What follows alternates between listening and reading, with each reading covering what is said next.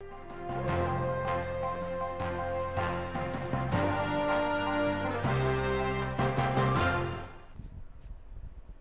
स्वागत है आप सभी का। मैं हूं आपके साथ कुमार कुणाल धीरज। मुद्दा देख रहे हैं आप और आज हम मुद्दा में बातचीत करेंगे टैरिफ वॉर और कूटनीति के जबरदस्त सामंजस्य की। बात अमेरिका और भारत की ही करेंगे। जी हां, लगातार छिड़े टैरिफ वॉर के चलते क्या पूरी दुनिया में जो असमंजस है उसकी जो रिजल्ट है वो भारत पर भी वैसा ही पड़ रहा है? यह अपने आप में सबसे बड़ा सवाल है। अमेरिका और भारत के बीच टैरिफ वॉर के साथ साथ कूटनीति भी जमकर देखने को मिल रही है और शायद इसी में जवाब भी निहित है। अब एक बार फिर अमेरिका के पूर्व राष्ट्रपति डोनाल्ड ट्रंप ने प्रधानमंत्री नरेंद्र मोदी को अपना मित्र बताया है। अमेरिका के स्टेट डिपार्टमेंट की प्रवक्ता मार्गरेट मैक्लियोड ने मंगलवार को कहा कि दोनों देश उच्च स्तर पर मिलकर काम कर रहे हैं और साझा हितों को आगे बढ़ा रहे हैं। मैक्लियोड ने भारत और अमेरिका के बीच सहयोग का एक बड़ा उदाहरण 2008 के मुंबई हमलों का एक प्रमुख आरोपी तहव्वुर राणा के प्रत्यर्पण को बताया है। यह सहयोग दोनों देशों के मजबूत रिश्ते का प्रतीक है और उम्मीद है कि भविष्य में भी ऐसा सहयोग जारी रहेगा। यह कदम दर्शाता है कि भारत और अमेरिका आतंकवाद के खिलाफ लड़ाई में एकजुट है और न्याय सुनिश्चित करने के लिए प्रतिबद्ध है। हालांकि रक्षा और तकनीकी जैसे क्षेत्रों में अमेरिका और भारत की साझेदारी मजबूत हुई है, लेकिन व्यापार को लेकर अब भी कुछ मतभेद बने हुए हैं। ट्रंप ने पहले भारत की टैरिफ नीतियों को लेकर नाराजगी जताई थी। उन्होंने कहा था, भारत बहुत ही कठिन देश है व्यापार के मामले में। मोदी मेरे अच्छे दोस्त हैं, लेकिन उन्होंने हमें सही तरीके से ट्रीट नहीं किया। ट्रंप ने यह भी बताया कि भारत अमेरिकी उत्पादों पर 52% तक शुल्क लगाता है, जबकि अमेरिका भारत के उत्पादों पर लगभग कोई शुल्क नहीं लगाता। हालांकि हाल ही में ट्रंप ने एक बड़ा कदम उठाते हुए सभी देशों के लिए 90 दिनों की टैरिफ रोक लगाने की घोषणा की, जिसमें भारत भी शामिल है। अब यह फैसला दोनों देशों को बातचीत का अवसर प्रदान करता है। इस सप्ताह भारत और अमेरिका एक द्विपक्षीय व्यापार समझौते को लेकर औपचारिक वार्ता शुरू करने जा रहे हैं। दोनों पक्ष एक निष्पक्ष और संतुलित समझौते की उम्मीद कर रहे हैं, जिससे दोनों देशों की अर्थव्यवस्थाओं को लाभ हो। वार्ताओं में मुख्य मुद्दे टैरिफ, बौद्धिक संपदा अधिकार और बाजार पहुंच को लेकर रहेंगे। अगर यह समझौता सफल रहता है तो भारत और अमेरिका के संबंध में एक नई ऊंचाई प्राप्त हो सकती है। तो टैरिफ वॉर के बीच भारत और अमेरिका के संबंधों में क्या एक नई गर्मजोशी की सुगबुगाहट है? कूटनीति के माध्यम से क्या जो टैरिफ वॉर का एक रास्ता था उसे सुलझाने और सुगम बनाने का भी प्रयास किया जा रहा है। लेकिन सबके बीच एक प्रमुख सवाल है कि इस टैरिफ वॉर के बीच भारत को कितनी राहत मिलती हुई नजर आएगी। ट्रंप ने पीएम मोदी को दोस्त बताया है और क्या इसका फायदा भारत को होगा? व्यापार को लेकर तो अभी मतभेद बने ही हुए हैं। हालांकि रक्षा, तकनीक जैसे क्षेत्रों में अमेरिका और भारत अहम साझेदार हैं। ट्रंप ने भारत की टैरिफ नीतियों को लेकर खुलकर नाराजगी भी जताई थी और अब चूंकि एक भारत और अमेरिका में द्विपक्षीय व्यापार समझौते को लेकर के भी वार्ता शुरू होने वाली है, तो सबकी निगाहें उस पर भी टिकी हुई हैं कि क्या टैरिफ के मुद्दे, बौद्धिक संपदा अधिकार का मुद्दा या फिर बाजार पहुंच को लेकर जो चर्चा होगी यह सफल होगी। भारत और अमेरिका क्या संबंध के मामले में एक नई ऊंचाई को प्राप्त कर सकते हैं? ये तमाम सवाल है।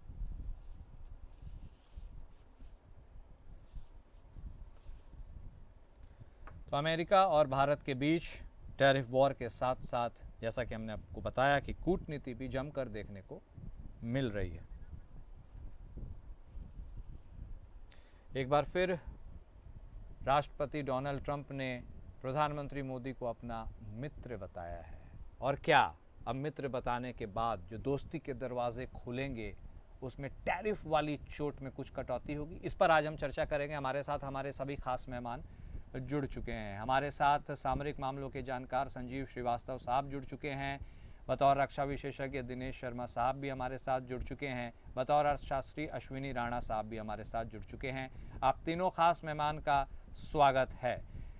शुरुआत श्रीवास्तव साहब आप ही के साथ, बात भारत और अमेरिका की हो और उसमें दोस्ती या मित्रता ना ढूंढी जाए, ऐसा तो हालिया दिनों में संभव ही नहीं लगता। एक बार फिर स्टेट प्रवक्ता के हवाले से यह खबर सामने आई है अमेरिका के कि प्रधानमंत्री मोदी को अमेरिकी राष्ट्रपति ट्रंप ने अपना मित्र कहा है। हालांकि मित्र तो वो पहले भी थे, लेकिन फिर से यह बताने की ज़रूरत क्यों पड़ी, यह एक अहम सवाल है जो लोगों के मन में है। और क्या जो अभी मौजूदा रिलीफ मिली है 90 दिनों की टैरिफ लागू रेगुलेशंस को लेकर के, क्या वो भविष्य में भी कोई बेहतर नेगोशिएशन स्थापित हो पाए जिससे दोनों के लिए विन विन सिचुएशन हो जाए? ऐसा हो सकता है?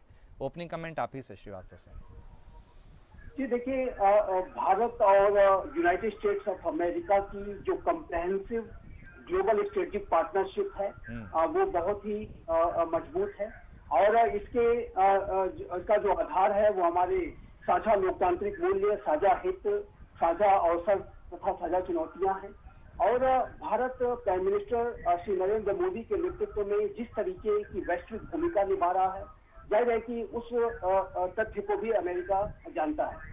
जाहिर है कि अमेरिका इस बात को भी जानता है कि भारत विश्व का सबसे बड़ा लोकतांत्रिक राष्ट्र है, वर्तमान समय में सबसे तेज गति से बढ़ती हुई मेजर इकोनॉमी है। तो ऐसे भारत के साथ यूनाइटेड स्टेट्स ऑफ अमेरिका अपने संबंधों को खराब नहीं कर सकता।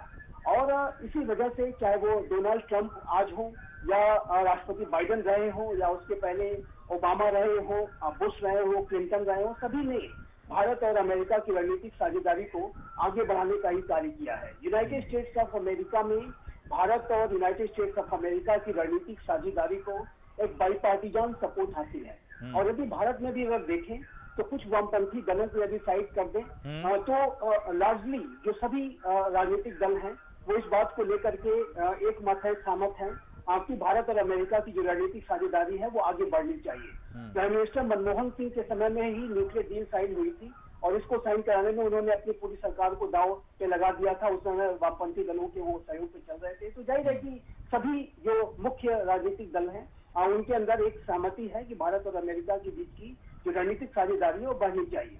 और जिस तरीके के चैलेंजेस वर्तमान समय में पूरा अंतर्राष्ट्रीय समुदाय फेस कर रहा है, चाइना जैसा एक विस्तारवादी राष्ट्र, पाकिस्तान जैसा एक आतंकपरस्त राष्ट्र जिस तरीके से पूरे विश्व में और भारत के संदर्भ में अस्थिरता फैलाने की साजिशें रचता है, और चाहे वो आतंकवाद की चुनौती हो, चाहे वो डेमोक्रेटिक रूल्स बेस्ड ऑर्डर को बनाए रखने का प्रश्न हो, या वातावरण परिवर्तन से जूझने की चुनौती हो, सभी में भारत और अमेरिका कोलैबोरेट करते रहे हैं। और भारत आज एक वसुधैव कुटुंबकम की भावना के साथ कार्य करते हुए वैश्विक भूमिका में दिखाई देता है। तो ऐसे में डोनाल्ड ट्रंप की भले से ही अमेरिका फर्स्ट की नीति क्यों ना हो, भले से ही वो सेल्फ सेंट्रिक होकर के क्यों न चले, लेकिन जब वो एक बिजनेसमैन के तरीके से भी अगर जब वो भारत के संदर्भ में अपने एनालिसिस करते होंगे तो उनको भारत से लाभ ही लाभ दिखाई देता होगा। जो कॉस्ट बेनिफिट एनालिसिस पे वो चलते हैं, अमेरिका फर्स्ट के अप्रोच पे वो जो चलते हैं, तो उसमें जाहिर है कि भारत के संदर्भ में उनको लाभ ही लाभ उनको दिखता होगा। बिजनेसमैन के पॉइंट ऑफ व्यू से भी सोचें तो इसी वजह से अब डोनाल्ड ट्रंप भी भारत के प्रधानमंत्री श्री नरेंद्र मोदी के विजनरी ग्लोबल जो लीडरशिप है उसकी प्रशंसा करते हैं और पूरे भारत के साथ वो संबंधों को बना के रखना चाहते हैं। ठीक है सर, नहीं बिल्कुल, आपने अपने ओपनिंग रिमार्क में तो प्रगाढ़ता के बारे में दर्शा ही दिया, थोड़ी इकोनॉमी के बारे में भी चर्चा कर लेते हैं। राणा साहब, आप हमारे साथ जुड़े हुए हैं, लेकिन यह बहुत इम्पॉर्टेंट है जानना और समझना भी कि जो कुशन भारत समेत अन्य देशों को मिला है वह कुशन का रिजल्ट क्या निकल कर सामने आएगा, क्या चीज़ें भारत के फेवर में जाएंगी, क्योंकि हेड ऑन लड़ाई तो चाइना और अमेरिका के बीच हो रही है। उसको यह भी मद्देनज़र देखते हुए बता दीजिएगा कि जो बातें प्रेसिडेंट ट्रंप ने कही थी कि व्यापार के लिहाज से भारत एक कठिन देश है, वह हम पर अच्छी खासी टैरिफ लगाता है, इसके भी मायने क्या हैं? राणा साहब।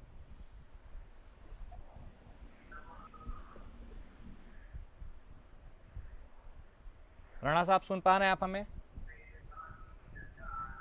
चलिए ठीक है, हम उन पर संपर्क स्थापित करने की एक बार फिर से कोशिश करेंगे। तब तक हमारे साथ शर्मा साहब भी जुड़ चुके हैं।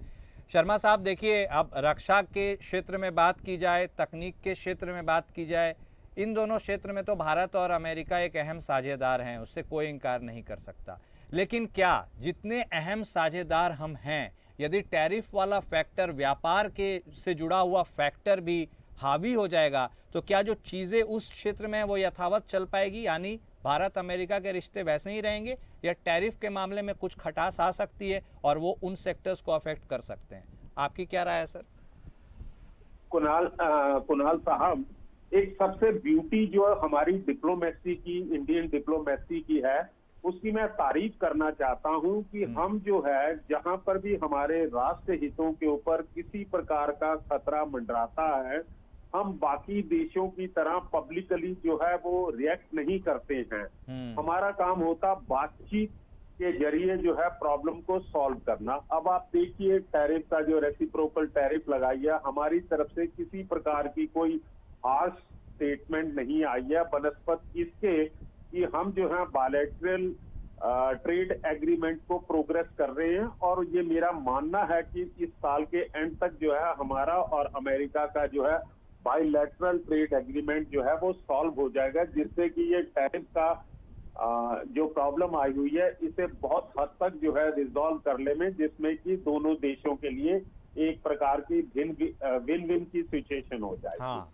लेकिन कुणाल जी, मैं एक बात, एक सैनिक होने के नाते मैं ये कहूंगा कि जो मेरा मानना है कि अमेरिका के ऊपर आप देखिए पूरी तरह से विश्वास नहीं कर सकते हैं। अमेरिका की जो हिस्ट्री रही है, जहाँ अभी पिछले 20 जनवरी के बाद जिस प्रकार से अमेरिका के एक्शन हुए हैं, तो उनका बेसिकली एक चीज सामने निकल कर आती है, वो जो है रिश्ते जो है लेन देन, ट्रांजैक्शनल रिलेशनशिप के अंदर बिलीव करते हैं। वो भारत को एक प्रकार से जो है नेग्लेक्ट भी नहीं कर रहे हैं, क्योंकि उन्हें मालूम है कि भारत की क्षमता, भारत का मार्केट, भारत की मैन पावर और भारत की जो हार्ड पावर है उसको आप नेग्लेक्ट नहीं कर सकते हैं। अगर आप हमें अमेरिका अगर हमें पूरी तरह से दबाने की कोशिश करेगा, तो उसके भी दिलो दिमाग के अंदर ये बात रहेगी कि इतना बड़ा देश with such A solid hard power, अगर कहीं इसने अपनी एलिजियंस जो है किसी दूसरे ग्रुप में या किसी दूसरे अलायंस के अंदर शिफ्ट कर दी, तो जो उनके लिए जो है एक प्रकार का जो है खतरा पैदा हो सकता है। तो अमेरिका किसी भी हालत के अंदर जो है वो हमें पूरी तरह से कॉर्नर करने की कोशिश नहीं करेगा। कोई वाया मीडिया निकाल लिया जाएगा। एक मिनट के लिए और मुझे दीजिए जी, बोलिए। जो बात कर रहे हैं दोस्ती के बारे में बात करते हैं कुणाल जी, मेरा मानना है दोस्ती जो होती है ऑल वेदर होती है, ना कि फेयर वेदर की दोस्ती है। अगर अमेरिका को हमारे हितों का हमारे साथ पूरी दोस्ती निभाना चाहते हैं, तो वो आतंकवाद के ऊपर क्या एक्शन ले रहे हैं, क्या वो कोई ऐसा एक्शन जो विजिबल उन्होंने एक्शन लिया है, ये पाकिस्तान से जो टेरर फैक्ट्रीज हैं उनको खत्म करने की क्या कोशिश कर रहे हैं? आप टेररिज्म को तो खत्म नहीं कर रहे हैं, बल्कि आप उनको 397 बिलियन डॉलर की एड दे रहे हैं कि F-16 को जो है आप मेंटेन कर लें। आप IMF से उनको दिए जाने वाले कर्जे के ऊपर किसी प्रकार की बंदिश नहीं लगा रहे हैं। तो इससे लगता है कि ये आपका सिर्फ हमारा लेन देन का रिश्ता है। आपने बांग्लादेश के ऊपर क्या एक्शन लिया? ये कह दिया कि उसको जो है मोदी जी है डायरेक्टली डील कर लें। तो अगर आपने हमारे साथ खड़े रहना, हमारे साथ एक पूरी मित्रता दिखानी है, तो आपको हमारे जो बाकी सिक्योरिटी चैलेंजेस हैं उनके ऊपर भी ध्यान देना पड़ेगा। जी कुणाल जी, नहीं सही कह रहे हैं, लेकिन वो भी एक बात आदमी इंसान सोचता है कि are we in a state to question America at the moment. लेकिन हाँ, बिल्कुल अपनी बातों को रखने का हमें भी उतना ही हक है। राणा साहब, थोड़ी इकोनॉमिक बात कर लेते हैं और समझने की भी कोशिश कर लेते हैं कि देखिए, जो प्रेसिडेंट ट्रम्प ने कहा कि भारत व्यापार के मामले में एक कठिन देश है, भारत हम पर ज़्यादा टैरिफ लगाता है, और ऐसे तो मोदी साहब मित्र, ये पुरानी उनकी कथन है। लेकिन इस दृष्टिकोण से यदि भी हम देख करके आगे बढ़ें, तो क्या जो कुशन हमें मिला है 90 दिन का, हमारे साथ और देशों को मिला है, क्या यही वो वक्त है जब हम चीज़ों को टेबल पे बैठ के एड्रेस करें और सॉल्व कर सके और एक रास्ता निकालने की कोशिश करें, जो कुशन फिलहाल चाइना को नहीं मिला है, लेकिन उसके प्रति भी प्रेसिडेंट ट्रम्प ऑप्टिमिस्टिक है। वो कहते हैं हम बैठकर डील कर सकते हैं। बिल्कुल आप सही कह रहे हैं। कारण का ट्रम्प का ये जो एक टैरिफ का थ्रेट था, मैं ये कह रहा हूँ, उनका पर्पज सिर्फ यही था कि वो एक टैरिफ का थ्रेट दिखा के लोगों को अपनी टर्म्स कंडीशन पर लाए, और उसमें वो कामयाब हुए। और 90 दिन में भारत के साथ भी और बाकी देशों के साथ भी वो समझौते करेंगे और अपनी टर्म्स कंडीशन पे करेंगे। लेकिन भारत के साथ एक वो स्थिति नहीं हो सकती कि भारत सरेंडर कर दे बिल्कुल, और जो भी यूएस कहे या ट्रम्प कहे उसको 100% भारत माने। भारत को अपने देश का हित भी देखना है, अपने यहाँ इंडस्ट्री का हित भी देखना है, अपने लोगों को। तो भारत को एक बैलेंस व्यू लेके जो है चलना पड़ेगा, और भारत ऐसा ही चलेगा कि वो सरेंडर भी नहीं करेगा और वो रिटेलिएट भी नहीं करेगा। तो ये जो 90 दिन का पीरियड है, और ट्रम्प भी यही चाहते थे कि लोग जो है आ जाए टेबल पर और बात करें, और हम जो है समझौता करें और उसके बाद हम व्यापार करें।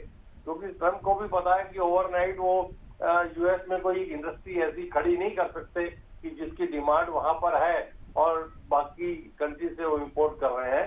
तो अल्टीमेटली उनको उस चीज के लिए तो समय लगेगा, लेकिन जो इनका इंपोर्ट है उसको वो अपने टर्म्स कंडीशन पर लोगों के साथ बात करके, और जो एक्सपोर्ट कर रहा है यूएस उसके ऊपर भी जो बाकी कंट्रीज जो टैरिफ लगाते हैं उसके बारे में भी वो उसके ऊपर नेगोशिएट करेंगे, और वो सारा चीज जो है 90 दिन के अंदर मुझे लगता है हो जाएगी। भारत के साथ तो पहले से ही चल रहा था। ये 90 दिन का एक कुशन जो है ये भारत को एक एडिशनल मिल गया है, तो निश्चित रूप से भारत को भी इसका फायदा होगा, और अल्टीमेटली फायदा यूएस का भी इसी में है कि भाई जो भी समझौता हो और वो टेबल पर बैठकर बातचीत हो और उसके बाद व्यापार हो। क्योंकि दादागिरी से कुछ भी नहीं हो सकता। आप दादागिरी से किसी देश को थ्रेट तो कर सकते हैं, लेकिन उनको ये नहीं कर सकते कि भाई वो आपकी सारी बातें माने। तो उसके लिए गिव एंड टेक की पॉलिसी होती है, और गिव एंड टेक ही उसका मकसद है। वो टेबल पर बैठकर वो चीजें जो है फाइनल होंगी। ठीक है राणा साहब, और इसी को थोड़ा स्ट्रेच करते हैं। श्रीवास्तव साहब, क्या हम डिप्लोमेटिकली इतने सशक्त हैं? Are we in a state to negotiate oblique dictate, या जो भी आप उसे समझें, विथ अमेरिका इस टर्म्स के ऊपर? क्योंकि जिस ओर राणा साहब इशारा कर रहे हैं ये तो एक तरह का थ्रेट था या ट्रैप था अमेरिका के तरफ से, और इसमें तो सब फंसे हैं। तो अब तो बस हमें तो कॉम्प्रोमाइज़ ही करना होगा। एडजस्टमेंट करिए, कहिए या कॉम्प्रोमाइज़ करिए। हम हैं उस स्टेट में कि हम उन्हें कहें ये सही है, ये गलत है, या फिर हमें उनके टर्म्स एंड कंडीशंस में ही थोड़ा आगे पीछे होके बढ़ना होगा? देखिए, भारत किसी अन्य राष्ट्र के, चाहे वो कितनी भी बड़ी महाशक्ति क्यों ना हो, उसके टर्म्स पे उसके डिक्टेशंस के आधार पर नहीं चल सकता, न चला है, न आज चल रहा है, न आगे भी चलेगा। और भारत की चाहे वो विदेश नीति हो, चाहे वो रक्षा नीति हो, चाहे वो आर्थिक नीति हो, सभी में हम रणनीतिक स्वायत्तता को एक्सरसाइज करते हैं। यूनाइटेड स्टेट्स ऑफ अमेरिका के साथ जो भी वार्ताएं हम करते हैं उसमें हम उन्हें स्पष्ट रूप से बताते हैं कि हमारी जो आपकी जो रिलेशनशिप है वो एक स्ट्रेटेजिक पार्टनरशिप है। उसमें कोई अलायंस का रिलेशनशिप नहीं है कि आप जो कहेंगे वो हम करेंगे। ये कोई जापान, कोरिया, फिलीपींस जैसे राष्ट्र के संबंध नहीं है। और जाहिर है कि भारत न तो टर्म्स को डिक्टेट करने में विश्वास रखता है और न तो किसी के टर्म से डिक्टेट होकर के चलने का जरा भी कहीं समर्थन करता है। हमारी जो जैसे मैंने बताया कि चाहे वो कोई भी नीति हो उसमें हम स्ट्रेटेजिक ऑटोनॉमी को एक्सरसाइज करते हैं। नॉन इंटरवेंशनिस्ट पॉलिसी है हमारी, और जाहिर है कि भारत एक रूल्स बेस्ड ऑर्डर को के आधार पर, जिसमें कि सभी राष्ट्रों की सॉवरेनिटी, टेरिटोरियल इंटीग्रिटी और अपनी विदेश नीति, रक्षा नीति, आर्थिक नीतियों पर स्वयं निर्णय लेने का जो सॉवरेन राइट है उसको भारत लगातार सपोर्ट करता है। आप कुणाल जी, मैं आप स्पष्ट रूप से कहना चाहता हूँ कि रशिया यूक्रेन युद्ध के संदर्भ में भी भारत ने इसी बात को समय समय पर रखा था कि हर एक राष्ट्र को अपनी सॉवरेनिटी, टेरिटोरियल इंटीग्रिटी और अपने विदेश नीति के निर्णय को स्वयं लेने का जो राइट है, सॉवरेन राइट है, उसको प्रोटेक्ट करना चाहिए। और यही बात भारत ने अमेरिका को बताई है। भारत के जो संबंध है अमेरिका के साथ, एक कंप्रेहेंसिव ग्लोबल स्ट्रेटेजिक पार्टनरशिप इसे कहते हैं, कोई अलायंस नहीं है। उसी तरीके से रशिया के साथ भी हमारे जो संबंध है वो एक special and privileged strategic partnership है, अलायंस नहीं है। और उसी तरीके से अन्य राष्ट्रों के साथ भी है। तो देखिए, भारत की स्वतंत्र विदेश नीति है और भारत अपनी रणनीतिक स्वायत्तता के आधार पर चलता है, अपने राष्ट्र के हितों को सर्वोपरि रखता है। और ये बात तो सिर्फ मैं नहीं कह रहा, हमारे प्रधानमंत्री श्री नरेंद्र मोदी जब हाल के समय में राष्ट्रपति डोनाल्ड ट्रंप से ओवल ऑफिस में मिले थे अपनी अमेरिका यात्रा के दौरान, तो उन्होंने जी। सीधा सीधा पूरी अंतर्राष्ट्रीय मीडिया के सामने ये बात कही थी कि यदि आपका मेक अमेरिका ग्रेट अगेन को बनाने का विजन है, तो हमारा विकसित भारत को बनाने का विजन है, यदि आप अपने राष्ट्रीय हितों को सर्वोपरि रखते हैं तो हम भी अपने राष्ट्रीय हितों को सर्वोपरि रखते हैं। Absolutely. लेकिन साथ ही साथ प्राइम मिनिस्टर मोदी ने इस बात को भी कहा था कि दोनों ही राष्ट्रों के बीच में ये जो अप्रोचेस हैं अपने अपने राष्ट्र के हितों को सर्वोपरि रखने का, अमेरिका फर्स्ट इंडिया फर्स्ट, उसमें कोई टकराव नहीं है, क्योंकि उसका सबसे बड़ा एक आधार यह है कि दोनों ही राष्ट्र लोकतांत्रिक हैं, दोनों के जो लोकतांत्रिक मूल्य हैं उन दोनों को बहुत ही नजदीक लाते हैं और बहुत ही एक गहरी पार्टनरशिप का आधार बनते हैं। तो ये जो पार्टनरशिप है ये मेरे असेसमेंट के मुताबिक सशक्त है, मजबूत है। लेकिन जहां कहीं भी नेगोशिएशंस के विषय आएंगे तो जाहिर है कि भारत अपने राष्ट्रीय हितों के आधार पर ही चलेगा, किसी के टर्म्स पर हम डिक्टेट नहीं होंगे, ये बात बहुत स्पष्ट है। यदि डोनाल्ड ट्रंप ने अपनी टैरिफ नीति को अनाउंस किया है तो भारत अपनी टैरिफ नीति को अनाउंस करने के लिए स्वतंत्र है और उसके जो राइट्स को रिजर्व रखता है।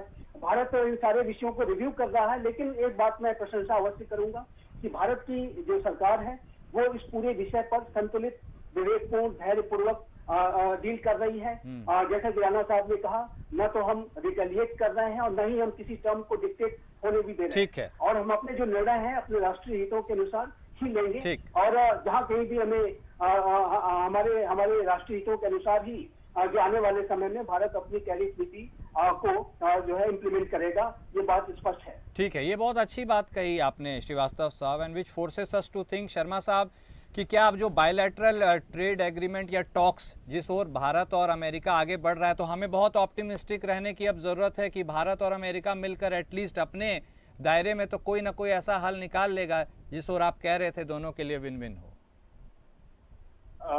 कुणाल जी, ये मैं बहुत पॉजिटिव हूँ कि बायलैटरल ट्रेड एग्रीमेंट जिस समय हमारा और अमेरिका का संपन्न हो जाता है, उस समय ये जो बाकी इरिटेंट्स हैं ये अपने आप दूर हो जाएंगे। देखिए साहब, इन्होंने अमेरिका के प्रेसिडेंट ने ये टैरिफ का इतना जोर क्यों लगाया, क्योंकि कई दशक से या कई सालों से जो है बाकी देश जो है वो अमेरिका की ट्रेड पॉलिसी को एक्सप्लॉइट कर रहे थे। बाकी कंट्रीज जो थे वो एक कंफर्ट जोन के अंदर थे।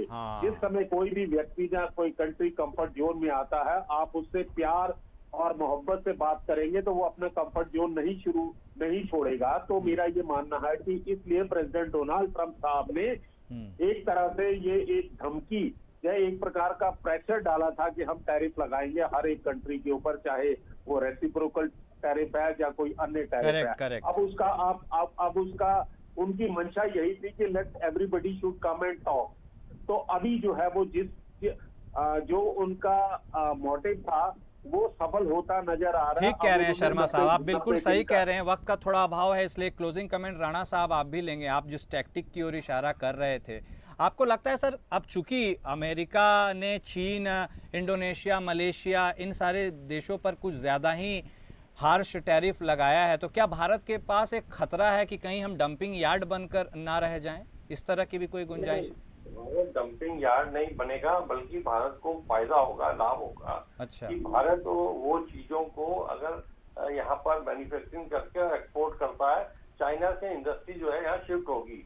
लेकिन मैं ये भी कहना चाहूंगा कि चाइना के साथ जो अभी उसका एक टसल चल रही है, वो टसल भी सेटल होगी। अमेरिका को भी पता है कि सप्लाई चेन बहुत बड़ी है चाइना के थ्रू, अगर वो रुक जाती है तो यूएस में वो चीजों का हाहाकार मचेगा, अकाल पड़ेगा। तो उस चीजों को वो बाकी सब जगह से उस रेट पर वो नहीं खरीद पा रहा, तो इसलिए चाइना के साथ वो नेगोशिएट तो करेगा ही, चाइना भी इंटरेस्टेड होगा नेगोशिएट करने में। लेकिन इस बीच में जो टसल है उसमें कुछ इंडस्ट्री जो है वो भारत की तरफ यहाँ शिफ्ट हो सकती है और यहाँ मेड इन इंडिया का जो कंसेप्ट है उसमें वो मैन्युफैक्चरिंग करके और जो है वो यूज को एक्सपोर्ट कर सकता है। ठीक है, यानी एक तरह से एडवांटेज इंडिया भी है। बहुत शुक्रिया आप सभी खास मेहमान से हमारे साथ जुड़ने के लिए। और देखिए अब जिस तरीके से भारत और अमेरिका की कूटनीति आगे बढ़ रही है, यदि ऐसा व्यापार समझौता होता है जिसमें दोनों के लिए विन विन सिचुएशन होता है, तो फिर भारत और अमेरिका के बायलैटरल ट्रेड एग्रीमेंट्स के लिए बहुत बड़ी उपलब्धि होगी। मुद्दा में आज बस इतना ही। नमस्कार।